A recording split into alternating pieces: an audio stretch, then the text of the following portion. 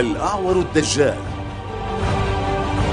سلسلة في حلقات تتحرى قدوم الأعور الدجال وظهور الإمام المهدي عجل الله تعالى فرجه الشريف وعودة السيد المسيح عليه السلام.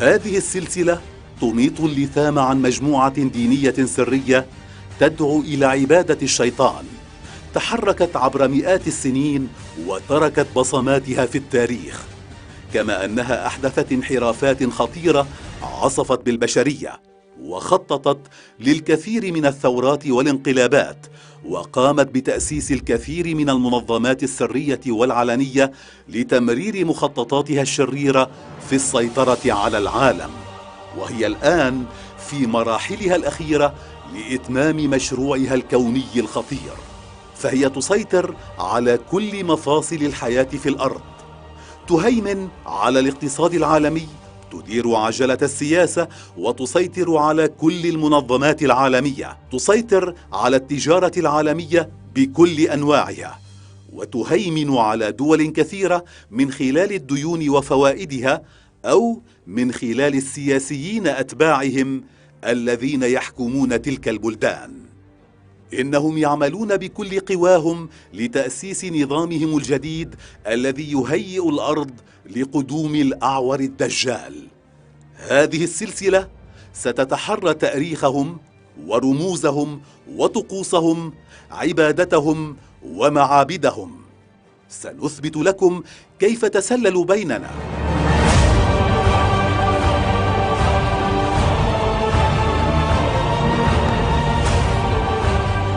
إنه جهد خير كبير يتحرك في كل العالم لتحذير الناس من خطورة ما يحصل.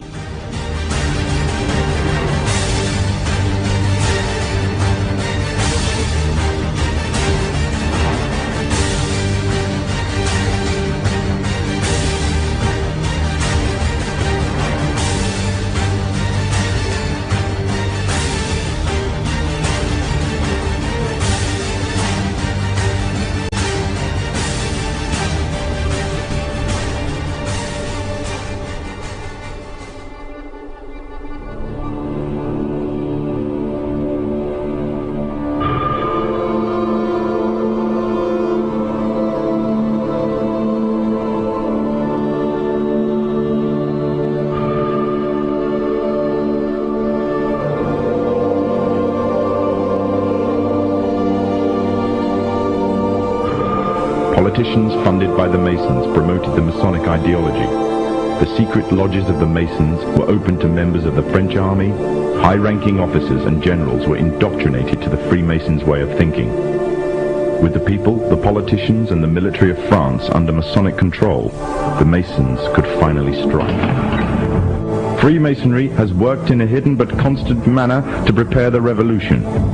We are then in complete agreement that Freemasonry was the only author of the revolution, and the applause which I receive from the left, and to which I am little accustomed, proves, gentlemen, that you acknowledge with me that it was Masonry which made the French Revolution.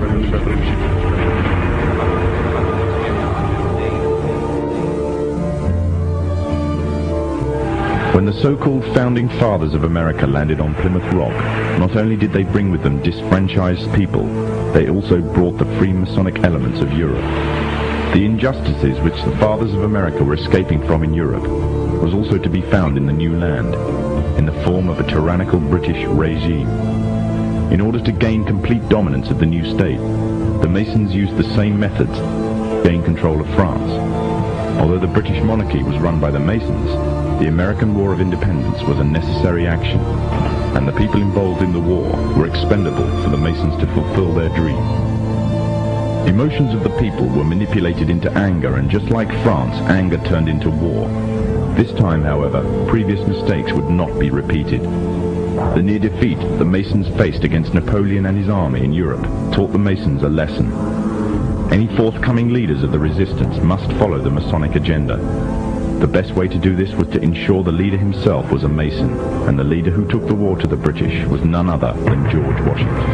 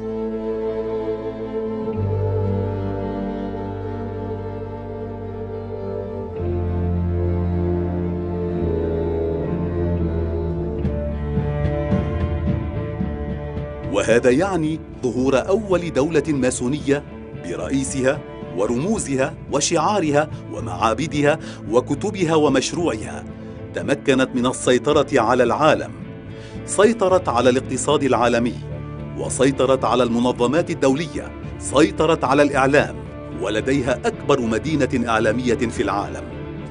نحن أمام مشروع كبير اكتملت عناصره وأدواته، وسيتضح لكم ذلك حينما تطلعون على سر السلالة الحاكمة.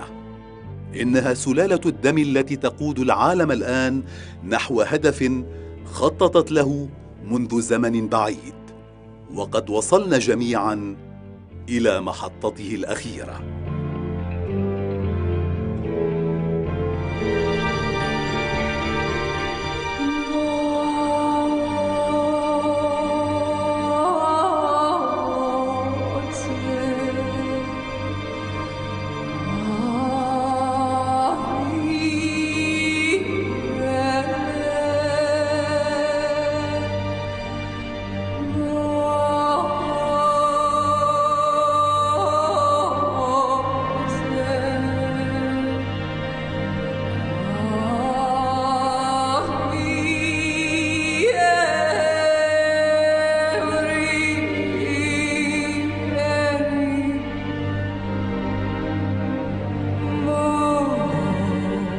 سلالة الدم الأولى.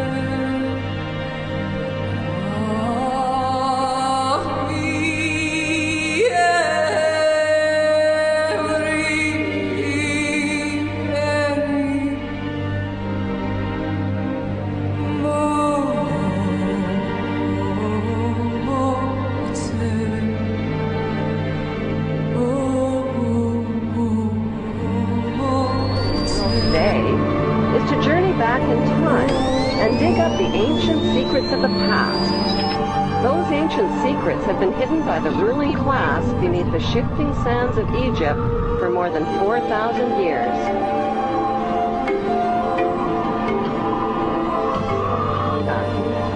The ancient Egyptians kept detailed records of their culture and history in tombs, in temples, and on pottery.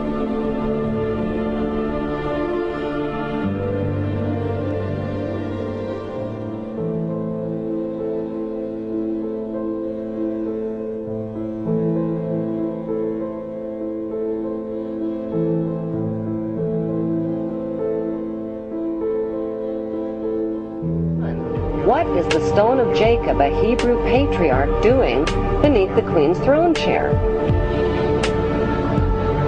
Number 2, why was the queen crowned at her coronation ceremony on top of a symbolic Egyptian step pyramid? Number 3, the monarch's crown has 12 stones at the base, each representing the 12 Hebrew tribes. The 12 stones of the 12 tribes were also worn on the breastplate of Hebrew high priests in Canaan. Number 4, the Union Jack represents the reunion of the United Kingdom of the 12 tribes of Jacob, or Jacob. The Union Jack is red, white, and blue, the same colors as the three crowns of Egypt. Number 5. The royal scepter originates in ancient Egypt and was carried by the Egyptian god Amun and by Egyptian pharaohs, who called themselves the Son of God. The royal scepter is now carried by pharaonic descendant Queen Elizabeth II. Her scepter contains the world's largest cut diamond, called the Star of Africa.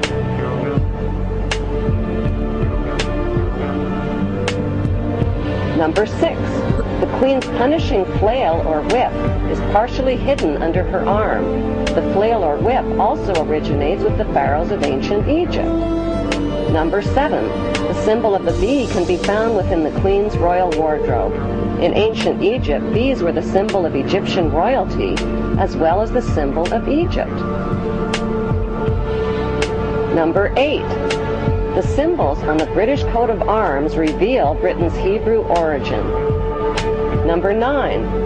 The headdress worn by judges and the Queen's high-ranking officials originate in ancient Egypt.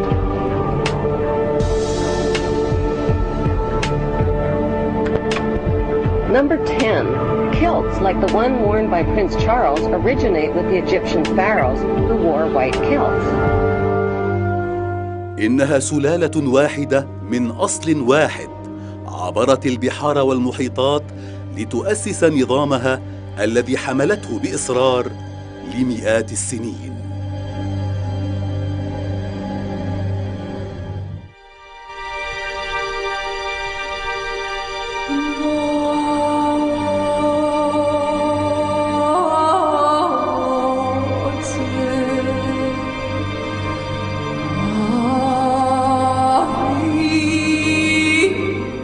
حينما تكون الحقيقة أغرب من الخيال. شاهدوا هذا التقرير المهم الذي عرض على قناة فوكس نيوز الأمريكية حول رابطة الدم بين قادة أمريكا وبريطانيا. A heartbeat away from the presidency is actually a blood relation. He's President Bush's 9th cousin once removed. Cheney's cousin Barack Obama is also Bush's 11th cousin. President Lincoln was President Bush's 7th cousin 5 times removed. And Bush shared more than just a ballot with John Kerry. That's right, they're 9th cousins twice removed. Trace the family tree far enough and you get Madonna, Celine Dion, and Tom Hanks. Thanks to the New England Historic Genealogical Society, we now know the presidential candidates are related to a host of famous and historic figures. In this primary campaign. I opposed this war in 2002. But do you know their relatives? Obama is distantly related to 6 presidents: George W. and George H.W. Bush, Gerald Ford, Lyndon Johnson, Harry S. Truman, and James Madison. Obama's family tree also includes Sir Winston Churchill and Civil War General Robert E. Lee. Thank you all. Thank you. She's also related to beatnik author Jack Kerouac and the wife of Prince Charles of England. John McCain's ancestry was more difficult to trace, but it's known he's the 6th cousin of First Lady Laura Bush.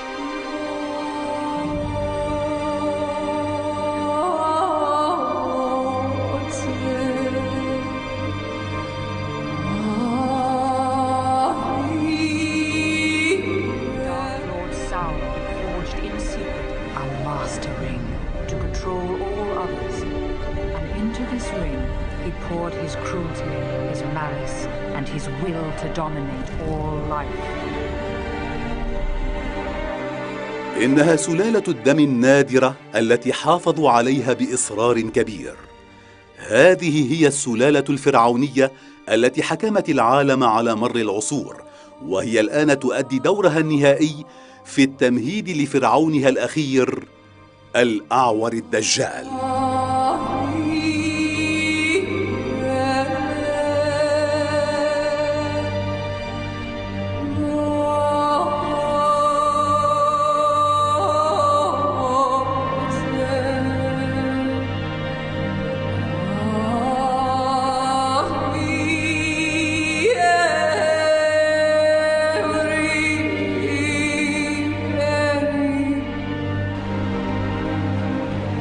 Oh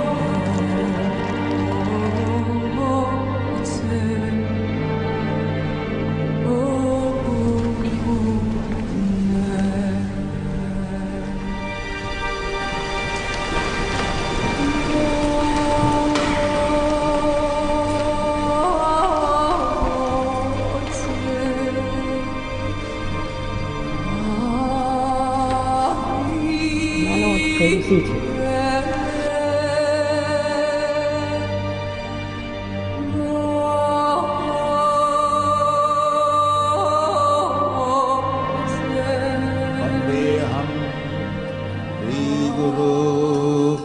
Sri Juta Pada Kamalam Sri Guru Vaishnavangscha Sri Rupam Sagrajatam Sahagana Raghunathanikam Tam Sajivam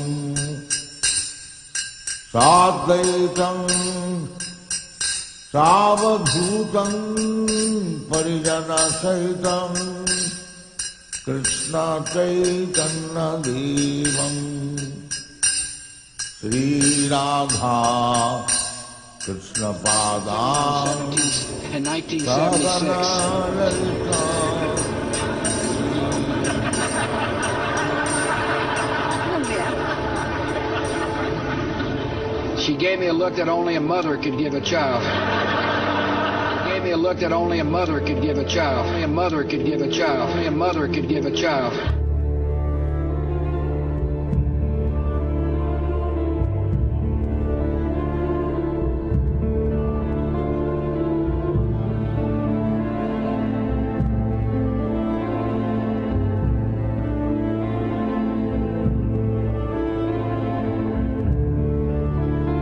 She gave me a look that only a mother could give a child.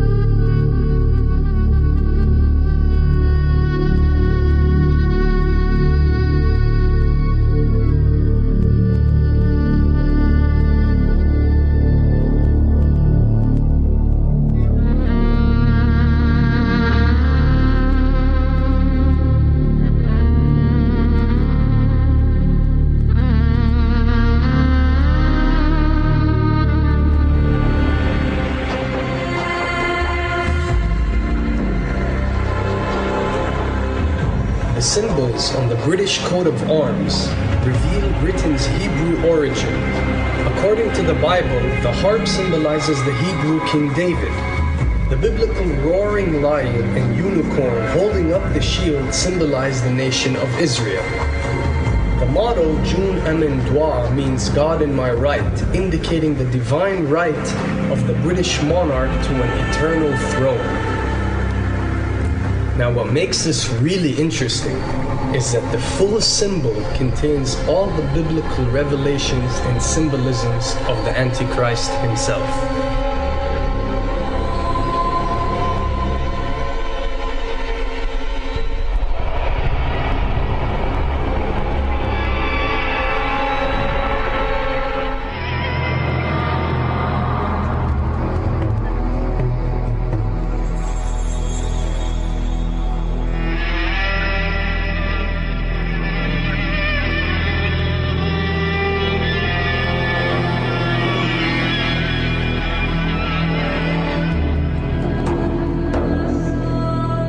هل تعلمون لماذا نحن نعتقد أننا قريبون من عصر الأعور الدجال؟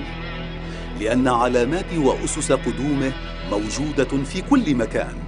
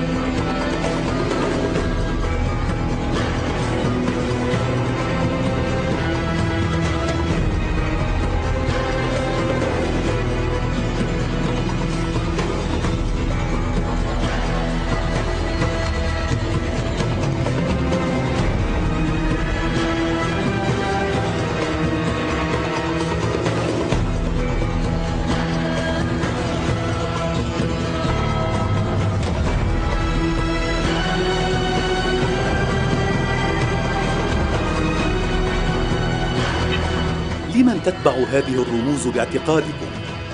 بعض هذه الرموز والعلامات مألوفة لدينا، إنها رموز الدجال في كل مكان.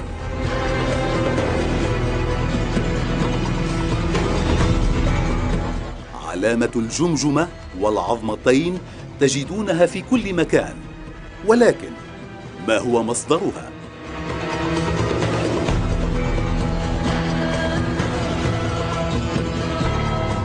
هذه هي العلامة التي تمثل الرابطة الأخوية السوداء لدى عبدة الشيطان تلي مستقبل أمريكا لعائلة بوش وعائلات ملكية أمريكية أخرى. هذا هو المحفل الماسوني السري الذي يعد القادة لمستقبل أمريكا.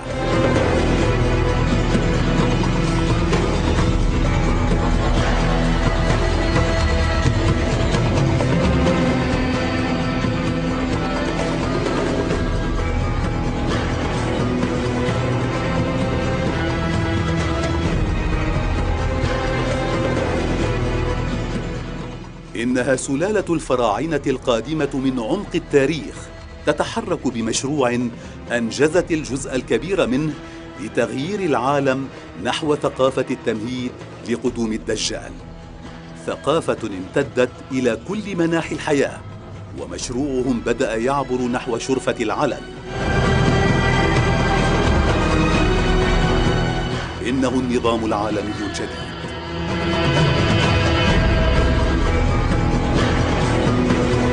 لقد خططوا للإعلان عن مشروعهم العالمي من خلال إدخال منطقتنا في حروب ساهموا هم في استمرارها لسنوات، وهم من خطط لحرب الخليج الثانية أيضا واحتلال الكويت. حينها أعلنوا مشروعهم الكبير بكل وضوح، واختاروا أخلص أبنائهم لإعلانه.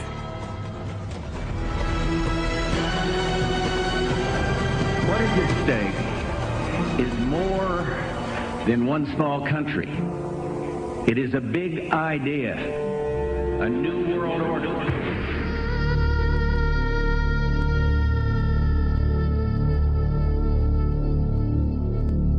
We have before us the opportunity to forge for ourselves and for future generations a new world order, a world where the rule of law, not the law of the jungle, governs the conduct of nations. إنه نظام عالمي جديد يسيطر على العالم بأسره، يأخذ شرعيته من الأمم المتحدة المسيطر عليها أصلاً، ويفرض قيمه على العالم.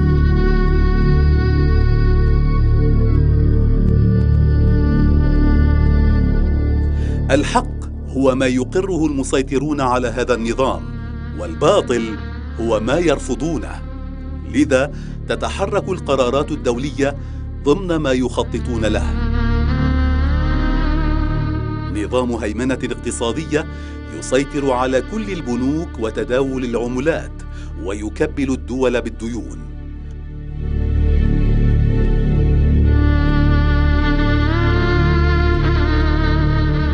ونظام هيمنة عسكرية خلفه ترسانة نووية كبيرة.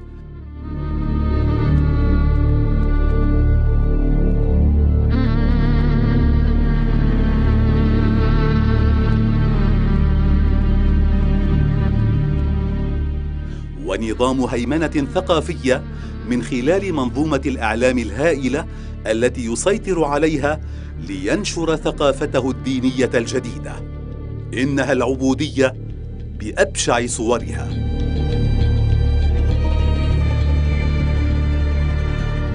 مرحلة السيطرة على كل أفراد المجتمع قد بدأت فعلاً بخطوات محسوبة ستؤدي إلى متابعة حركة الجميع من خلال نظام تحكم معقد.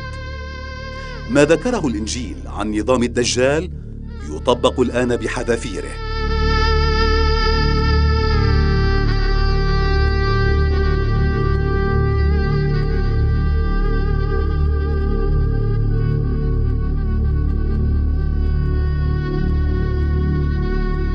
تابع هذا التقرير عن اكتمال مشروع السيطرة على كل الشعوب الأوروبية من خلال الكبسولة الكمبيوترية التي ستزرع في الجسد كهوية.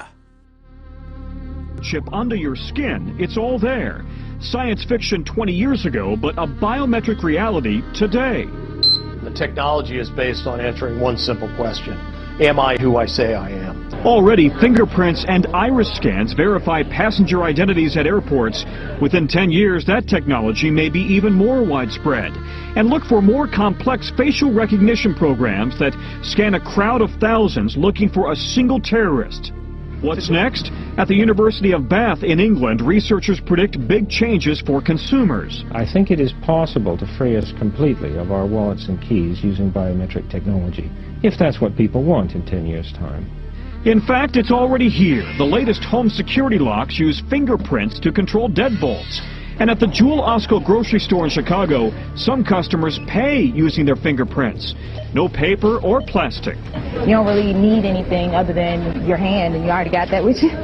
So will future department stores scan our irises, like in the movie Minority Report, then offer products catered to who we are?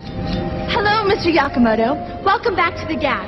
Experts say that technology is here now. The challenge is to safeguard our privacy in a brave new world. Today's facial recognition software starts with the eyes. Then it maps out the contours of the face and compares that against a database of millions, a database that's growing by the day.